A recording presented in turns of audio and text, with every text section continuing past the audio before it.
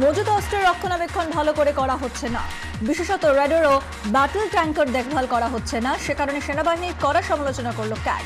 সীমান্ত এলাকার গুরুত্বপূর্ণ সড়ক তৈরির কাজ ধীরগতিতে চলার জন্য বর্ডার রোড অর্গানাইজেশনেরও সমালোচনা করেছে কন্ট্রোলার অ্যান্ড অডিটর জেনারেল। আরও একটা সংস্কারের পথে পোপ ফ্রান্সিস। প্রত্যন্ত এলাকা যেখানে পাদ্রি পাঠানো সম্ভব হচ্ছে না, সেই সব এলাকায় বিবাহিত লোকদেরও পাদ্রির ভূমিকা পালনের অনুমতি দিতে পারে চার্চ। বয়স্ক বিবাহিত ব্যক্তি যাদের সঙ্গে চার্চের সম্পর্ক রয়েছে তারা পাদ্রির ভূমিকা পালন করতে পারেন কিনা সেটা ভাবতে হবে। একটি জার্মান পত্রিকার সাক্ষাৎকারে এই মন্তব্য করেছেন পোপ ফ্রান্সিস। ভাঙচুর বিরোধী নতুন আইনের প্রথম প্রয়োগ।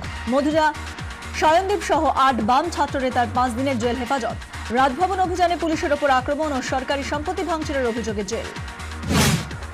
মহামৈত্র মামলায় বাবুল সুপ্রিয়র বিরুদ্ধে জামিনযোগ্য গ্রেফতারি পরোয়ানা জারি।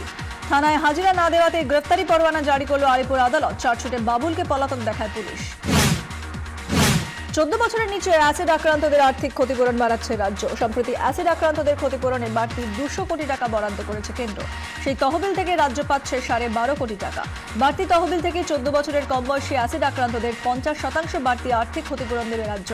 এখন অ্যাসিড আক্রান্তরা সহায়তা হিসেবে পান ন্যূনতম 3 লক্ষ টাকা।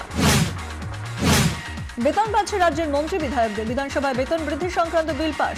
বিধায়কদের মাসিক বেতন 16,870 টাকা থেকে বেড়ে 21,870 টাকা। মন্ত্রীদের মাসিক বেতন 36,800 টাকা থেকে বেড়ে 81,300 টাকা। অশালীন প্রস্তাবের সাড়া না দেওয়ায় শিলিগুড়ির লেক টাউনে ছুরিবিদ্ধ হলেন রুমা বিশ্বকর্মা নামে এক তরুণী। আজ সকালে রাস্তাতেই হামলা হয় রুমার ওপর। বাইকে চেপে এসে হামলা চালায় 3 দুষ্কৃতী। অভিযোগ, গত কয়েকদিন ধরে রুমাকে অশালীন প্রস্তাব দিচ্ছিল ওই যুবকরা, তাদের সাড়া না দেওয়াতেই হামলা। ভাড়ারে টান, তাই গন্ডার মেরে খড়গ কেটে বিক্রি করে টাকা রোজগারের নিদান দিলেন অসমের নিষিদ্ধ জঙ্গি সংগঠন NDFBS এর সেনাধ্যক্ষ হৃদয়।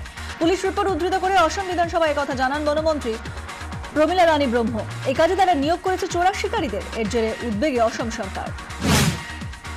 হোলির আগে ভেষজ ফুলের আবির ক্ষতিকারক রাসায়নিক মুক্ত মোমবাতি বিক্রির উদ্যোগ নিল বেহালার একটি স্বেচ্ছাসেবী সংস্থা। ধর্মতলায় বিক্রি হচ্ছে আবির ও মোমবাতি। এই সব সামগ্রী তৈরি করেছেন স্বেচ্ছাসেবী সংস্থার মহিলারা। আগামী কয়েকদিন শহরের বিভিন্ন এলাকায় ট্যাবলো প্রচারের মাধ্যমে বিক্রি হবে আবির ও মোমবাতি। বিধানসভায় হোলি, হ্যাঁ, 2 দিন আগে হোলি শুরু বিধানসভায়। গতকাল পকেটে করে হলুদ আর সবুজ আবির এনেছিলেন কংগ্রেস বিধায়করা। প্রথমে অধ্যক্ষের ঘরে গিয়ে তারা মাথায় আবির ছুঁয়ে দেন তারপর আবির দেন মন্ত্রীদের। পরে বাম বিধায়কদেরও আবিরে রাঙিয়ে দেন কংগ্রেস বিধায়করা।